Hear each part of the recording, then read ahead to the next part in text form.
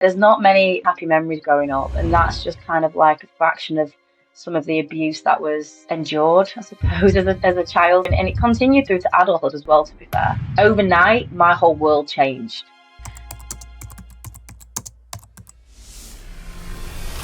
I'm Bree Fox, and my story is going to be about the difficulties of caring for my mum after a traumatic childhood.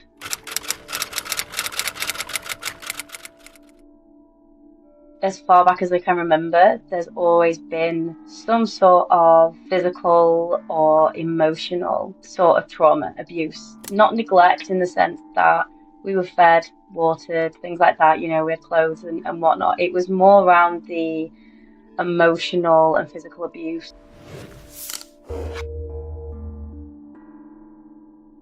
I have lots of very vivid memories of certain incidents that upped the ante after my mum and my dad separated, and they separated around me being 7 or 8 years old. Physical abuse could anything from slapping, punching, kicking, kind of almost you name it, it happened to some extent. I was off school and I was poorly, and my mum had to go out, and she came back. To be honest, I'd probably not done anything because we were really good kids. Do you know what I mean? I was a good kid. I remember her kicking me with like her stiletto boots on, and she kicked me in my knee, and then I couldn't walk. It was really struggling. Another one, I forgot to put my tights in the wash. I was in primary school, so again, I'm like maybe 7, 8, 9 years old, and she comes in and she's screaming, "Who's not done this? Who's not done that?" And I'm in bed thinking, "Oh my God, it's me." My heart sinks, and this dread of, "Oh, I'm gonna get hit." Like, you just know it's coming. And she did. She hit me and she pushed me, and I remember falling back we had like really thick wooden posts on our bunk beds, and I fell in it and I got a big bruise. Social services got involved, and then we had to lie to social services because we were so scared that if they found out and they kept us with her, then we'd get into trouble for telling. Or at least I was like, I can't say anything because if she knows that I've said something, what will she do? She's already done this, what's next? And there was a threat, she kind of threatened the manipulation, the mental stuff was, "You won't see your sisters again," because I'm one of 3. And there was that fear of not being able to see my siblings. So we lied. She almost made me think that lying was the best option. And it's one of the things that I hate the most. Like, through my healing journey, I've hated how much of a liar I was as a child. But you had to. It was literally survival. This continued for years. I remember going into secondary school, so by this point I'm about 12. And she's cross at us about something. And the way the kitchen door used to lead into the dining room, my chair was the first one that you kind of got to. And this particular day, she's telling us off, she comes in, I feel being hit in the back of my head. So then naturally I put my hand up, I feel them hit again, I move my hand, and I have a pen stuck in my hand, and she's hit me in the back of my head with a pen in her hand. So she's bust my head open, and then the pen is sticking in my hand. And I'm just like just gobsmacked, shocked. Like, I can't believe I've got a pen sticking in my hand because she's hit me that hard and it's gone through my skin. Again, didn't take me to hospital. It just took me up to the bathroom, rinsed my head, said, "Oh, I think it'll be okay," all that kind of stuff. And just, again, you have to just lie about it. And, my hand the next day, what did you do? "Oh, I fell over," or, you make up lies. I had to lie to my own dad. I remember I was in the bath and she'd hit me across the face and she'd bust my lip open. And my dad was picking me up that afternoon. She said, "Oh, I'll tell you, Dad, you slipped in the bath." And she fed us these lies to then feed to other people, and you did it through absolute fear. Like, there's a lot of like blank spaces in my childhood memories, which I know is a coping mechanism of the brain, because obviously it's there designed to protect us. But yeah, there's not many happy memories growing up, and that's just kind of like a fraction of some of the abuse that was endured, I suppose, as a child and a young teenager, and it continued through to adulthood as well, to be fair. I remember one time she was going to hit my older sister, and I was stood at the other end of the living room, and I was like, "No, stop." So instead she came over and hit me. Like, that's just how it was. It was like, somebody was going to get it, and it was just a matter of who, depending on what mood she was in. In terms of a relationship, I was scared of her. It was fear, it was scared, it was constantly walking on eggshells. I got to the point where I could tell what mood she was in by the way she drove up the drive after work. I would do anything and everything in the house to make it as tidy and as nice as possible, so there was one less thing for us to complain about or potentially kick off about. You didn't really want to be around her because you never knew when the mood was going to change. You never knew when she was going to flip the lid. You never knew what was coming next. And even school wasn't a particularly safe space at one point because she came and volunteered at the primary school that I was at. You never got away from her.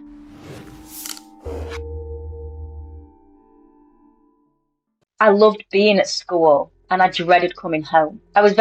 My school report always said, very conscientious, works really hard, but my grades didn't often reflect my effort. And my mum was particularly hard on me because academics didn't come natural. Turns out I'm dyslexic. I didn't find out till I was older. So I went undiagnosed with quite a lot of things. So yes, this one day we're on the bus and she's trying to get us to recite the times tables, and it was something I used to struggle with. Muddled the numbers up with my 6s and 7s. And she used to have long nails, and I remember her digging her nails into my thigh because I got the answers wrong, whatever she'd asked me. And I remember being sat at the back of this bus, like in tears, trying my hardest not to cry, because if I cried, I'd be given something to cry about, even though she'd just given me something to cry about.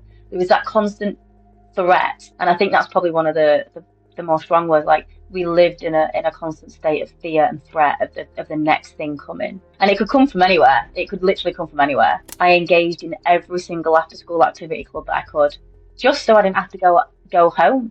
Just anything not to be there, because when you were there, like, we weren't allowed out, weren't allowed to go play with friends, weren't allowed to really socialise. It was always like, get your homework done, tidy this around the house, do this, do that. Weekends were they were hell, because you had like 2 full days with her. I think I was about 9 years old and I was off school poorly.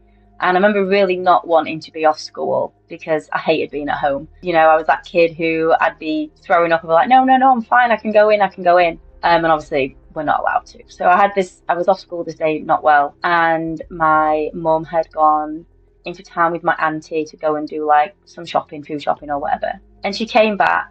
I honestly do not know what I did. I to this day, I cannot remember what I had done. As soon as she walked through the door, she was shouting at me and she hit me and I fell to the floor, and then she kicked me with her stiletto heels, because she was always in stilettos, and she kicked me and she hit me in my knee. And I just remember not being able to walk, and I was in absolute agony, like on the floor, holding my knee, and she's still screaming and shouting at me about something. And like I say, I don't even know what I'm supposed to have done. Even now, I have no idea what I did to get her so cross so quickly. And I was poorly. I was off school. Like, what really could I have been doing? I wasn't well. And I just remember like not being able to stand up, and I'm like crawling on the floor, hobbling, trying to just kind of get away from her. And yeah, I just remember not being able to walk properly for a couple of days. Like, I could put some weight on it, but not a lot. I don't think I've ever received an apology from her about any of those incidents ever. And that used to really make me angry, because it's like there's no accountability. Everything just felt so unfair. And quite often it would be she'd tell you to go to your room, and then you'd be out of sight, out of mind. Like, she couldn't look at what she'd caused. Or sometimes she would make you sit in the living room in that atmosphere, just on edge, not knowing if she's going to continue to have a go at you or if you're just going to suffer in silence. She'd really get into your head and be like, well, if you'd have just done this, this wouldn't have happened. People knew what my mum was like. People had their suspicions. They'd seen bruises. People knew, but there wasn't much they could do about it, because how did they prove it? We're scared to death to speak about what's going on in the house. We've been cut off from the adults in our lives. So I didn't see my dad for almost 13 years growing up as a result of my mum. I had another auntie and uncle who just couldn't bear to come round and see us the way we were. So they stopped visiting because they didn't like the way we were being treated or spoken to. Like I say, with my dad, he did try and go to through the court system to try and get more contact, and then it all kind of stopped. I found out after the fact, much later on, that apparently it stopped because I was becoming unwell. He didn't want me to become more unwell. I ended up with stress-induced alopecia, and I lost a lot of my hair as a child due to stress of my mum and dad separating and not being able to see my dad and things like that. I used to be really angry at the other adults. I'd be like, I feel like they failed me. Like, why did nobody step in? Why did nobody step up? There's more of them than my mum. Why are we not clubbing together and Why aren't people coming together and saying, this is not right, something needs to change, this is not on? And nobody did. I think maybe part of it growing up was, as much as she was the abuser, I blamed other people as well because they didn't save us. So when I was about 10, 11 years old, there was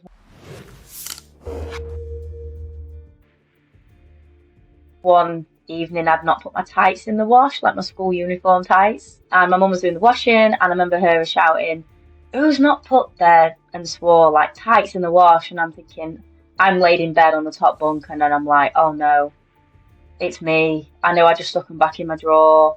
I don't know why I stuck them back in my drawer. So like I'm climbing down from the top bunk, and she storms into the bedroom and swings the door open, and she's shouting, and I'm like, it's me, and I'm trying to get it. Next thing I know, I've been pushed and I'm falling backwards, and I land and hit myself, and I land in the bunk bed frame, and I collapse on the floor in absolute agony. My hips killing me, crying my eyes out. She drags the tights out of my hands and tells me to get to bed. I don't even remember her like checking if I was okay. I just feel like it was a get to bed, shut up crying type scenario, because that's what she was like. And I'm in bed, and I'm struggling to sleep, and it really hurts. And the next day we've got PE at school, and as I'm getting changed, I've got this bruise that's like the size of my hand on my hip. It's massive. And I'm trying my best to hide it, but there is no hiding that. It was just so big. And then I remember getting called into the head teacher's office either that day or the next day. My timescales were a little bit blurred. This is going to sound really silly, but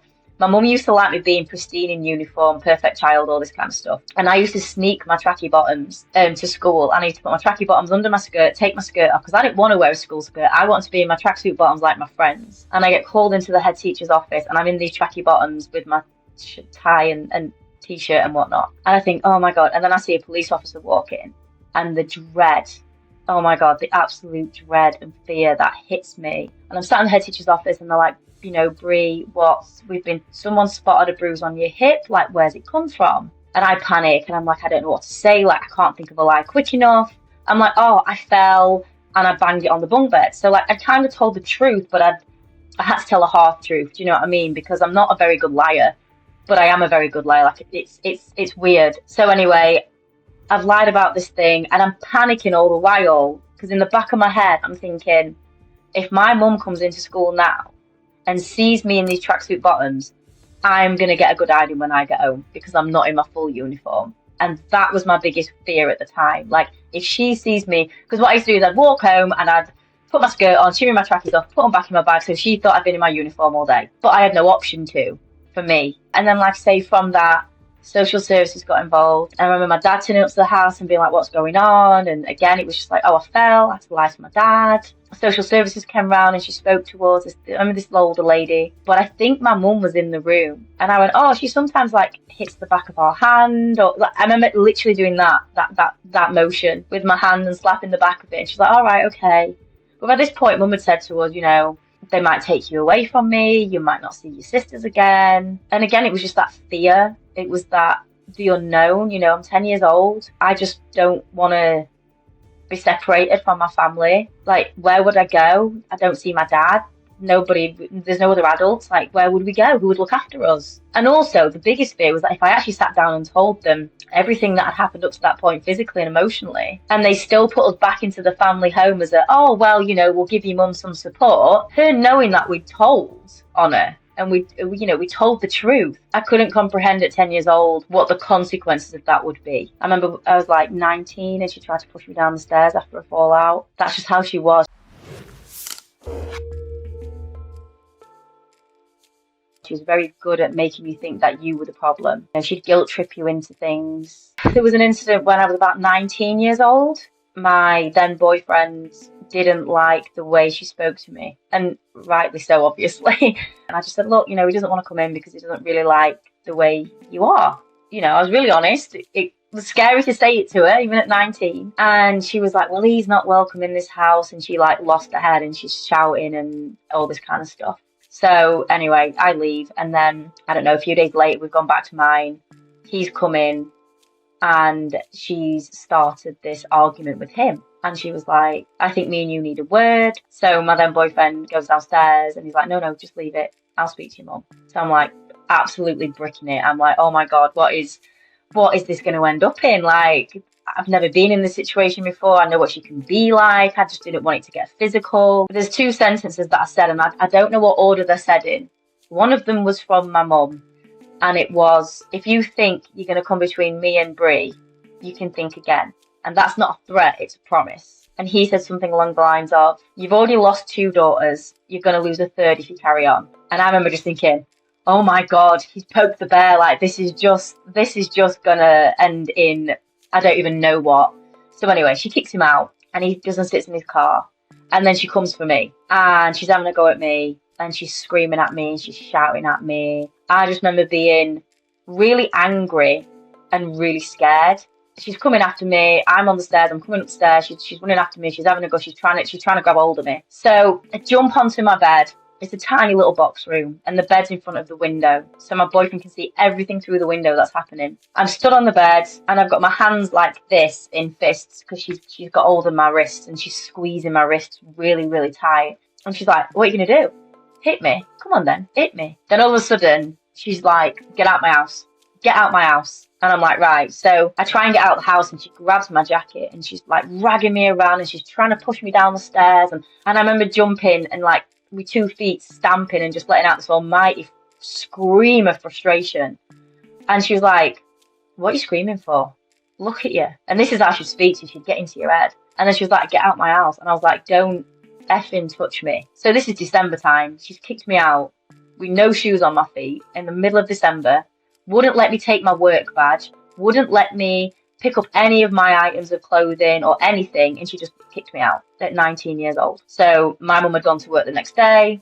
I went into the house when she wasn't there, picked up some things. My boyfriend's parents had said that I could stop with them for a little bit, let things sort out. But then me and my boyfriend found somewhere to live and moved in together, and I left. That couldn't be taken away from me. But then I did move back in with my mum for a short period of time afterwards. When she found out where I was living, she was like, you can't be there, Bree, it's not safe, like you don't know these people, it's not really a nice area that you're stopping in. But for me it was independence, and that's when I left and left for good. And I never went back to live with her again. Growing up like that was the stress-induced alopecia. And it happened more than once as well. It happened when my mum and dad separated initially. But it also happened when I got a little bit older. And actually, when I was an adult, I remember being particularly stressed at one point in my hair. That's how actually I found out I had a stress-induced alopecia as a child, because I was like, my hair keeps falling out. And I'm lucky I've got quite thick hair and I've got a lot of it. But I was like, I don't know why it's coming out. And then they went through my file and they're like, oh yeah, you've had stress-induced alopecia before. Maybe that's what it is. I've been diagnosed with PTSD as a result of my trauma as a child, which was a very strange kind of diagnosis to receive, because I knew my childhood wasn't normal and I knew it wasn't right, but I didn't realise it was traumatic until I was in my 30s. I didn't realise it was classed as trauma until I was in my 30s. And then I went to my doctor's, and he was mortified because he was my nana's doctor, my mum's doctor, our doctor, and he had no idea. Anytime we went in with an ailment or anything like that, it was covered up by my mum in some way, and we just agreed with her because what else were we going to do? So when he found out some of the experiences I'd had as a child, he was devastated. And like I say, that's where the diagnosis with PTSD came from. Panic attacks, struggling to breathe, tight chest, like full body just going hot and sweating, nightmares, just fear, just pure fear, and a really unsettling fear of my own anger. I was so scared to be angry, because what if I turned out to be like my mum? It's always been my biggest fear, turning into my mum.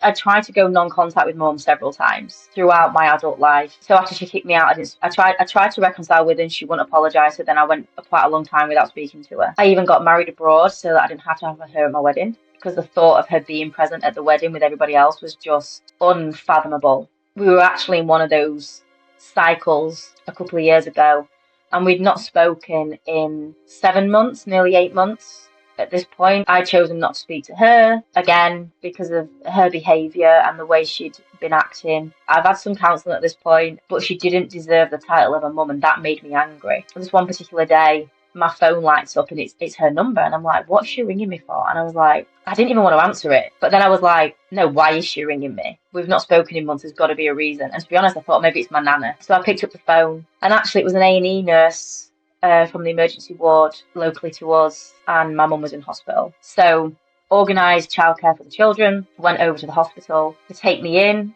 I'm getting taken through to this resuscitation room, and I just knew something was really, really wrong. And I walk in and she's laid on the bed, really disorientated, just totally out of it. And the guy comes up to me and explains kind of what's gone on, and they've done a CT scan and they found numerous tumours in her brain. And I remember it was like a sledgehammer to the chest, but I just couldn't breathe. I remember being stood there. I was stood up and I kind of doubled over, my hands on my hips, and I was just like, deep breath. And then I stood back up again straight, and logical brain kicked in. It's like, right, what do we do now? Emotions completely cut off. What's next? How do we deal with this? What have we got to do? And that in itself is a survival technique. You know, it's deal with what needs to be dealt with now. And it was after that, it was just a whirlwind. She doesn't know where she is or what she's doing. I see the CT scan, which was, it was wild. So the brain's kind of like almost straight down the middle, you know, your right side and your left side. Supposed to be like this, the gap, but hers was like this, and it was pushing on the other side of her brain. And from the front, the tumour was about this big at the prefrontal cortex. It was huge. It was massive. I ended up having to stay and do all the legal side, all the documents, all the paperwork. Midnight strikes, and she's in the MRI room, and, you know, I've had to go with her down to the MRI. We get her back up to the ward. They agreed to put me in like a little relatives room, and, you know, in the side. They're going through all kind of like the risk assessment, you know, the risks and the potential outcomes of having brain surgery. And then they were like, but she can't consent to it, so we need you to. So I'm sat there, having not spoken to this person in 8 months nearly, with the weight of her life in my hands, and I have to make this decision to sign this piece of paper or not, knowing fine well that if I don't, she's going to die. It's so big, it's so aggressive, it's huge, it's taking up almost a quarter of a brain at this point. But if I sign it, and something goes wrong, she could also die. Do you know what I mean? Like, worst case scenario, she dies. Overnight, my whole world changed. My whole life was completely upside down. It's literally never been the same since. I went from not speaking to this person, and then all of a sudden, I'm having to care for this person and make life-changing decisions and take on another person's life. I had to sort out everything, from her medication to her bills to her job to her food, to just literally everything that you can think that a person needs to do to live. I was now in control of for this person who had just been awful. The doctor said, oh, you know, you've got your daughter, blah, blah, blah. And I stopped him. And this is the bravest I've ever been, I think, in front of my mum.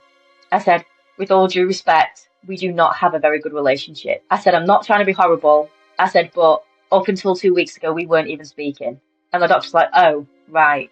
And I made it very clear from day dot that any help she needed would need to be supplied. Like, I would do enough, but I couldn't be her carer. She wasn't going to come and live with me. I wasn't going to go and live with her.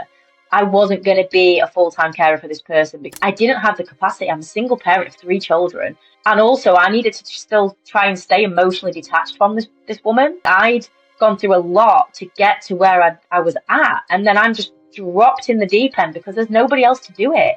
And morally, the person I am, I couldn't just not do it. But I didn't want to do it all. I wanted to try and keep it as arm's length as possible, whilst still doing what was needed on my part as a family member, as a daughter. So I could feel like I'd done enough, but I still felt obliged. She ended up hospital, so she went through radiotherapy and chemotherapy and all that kind of stuff. And then it got to the point where this one particular week I'd had to see her like almost every day for different appointments. Because again, I wasn't trying to see her every day. I was just trying to like message, go every couple of days to protect myself, because I was really struggling with everything. It brought up a lot of wounds. It brought up a lot of memories of really difficult times as a child. It was exhausting, really exhausting. Like, I couldn't sleep. You know, I was doing the bare minimum just to make sure that I could get through the day for the kids. I wasn't at work at this point. I'd had to stop working because I didn't have the mental capacity to take on the job that I did, as well as look after myself, my kids, and my mum. From the November, she never went home. They did another MRI, and despite treatment, the tumour had grown. So either it had not shrunk in the first place, or it had grown back very aggressively within 4 weeks. Managed to get her into a 24-hour nursing home by Christmas, because I got told she probably wouldn't make it till the end of Christmas. They put an end of life in the November and said she's potentially got 12 weeks left to live. But she pushed through and she held on till March. And it was the end of March that she passed away. And it was just, the decline was just horrendous. And she behaved differently. So there'd be days where she'd be so loving and you'd be like, who is this person? This is not the mum I remember. This is heartbreaking, because she was so kind. She wasn't really kind growing up. When she actually passed away, I had a panic attack. And I was in the room, well, you know, at the last minute. I was there throughout everything. So, like, morally and conscious-wise, I know I did everything I could. I couldn't have done any more for her. But afterwards, it was strange because my routine up to that point had been built around my mum. I'd got to the point where I was visiting her every day because I never knew when the last day would be.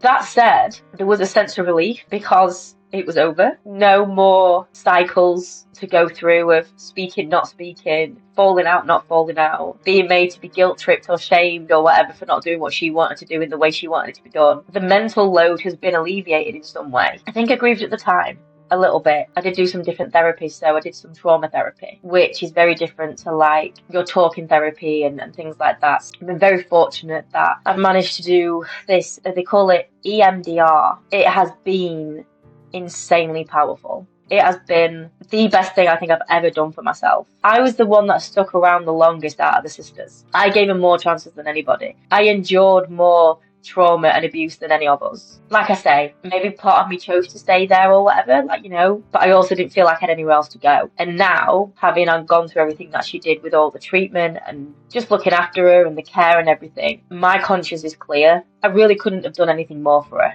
in the end. I really, really couldn't. Whether she deserved it or not is a different thing, but I did it anyway. I think if you're somebody who has struggled with abuse as a child, and it's come from a parent in particular, I think for me, one of the biggest things is you are not your parent. You can choose a different path. You do not have to be fearful of turning into your parent because you are your own person. You can learn from their mistakes. One of the things that's helped me find a little bit of peace with it is she did the best she could with what she had, and her ceiling is my floor. So I'm starting from where she reached and I can reach higher. We can be the cycle breakers. We can break the generational stuff.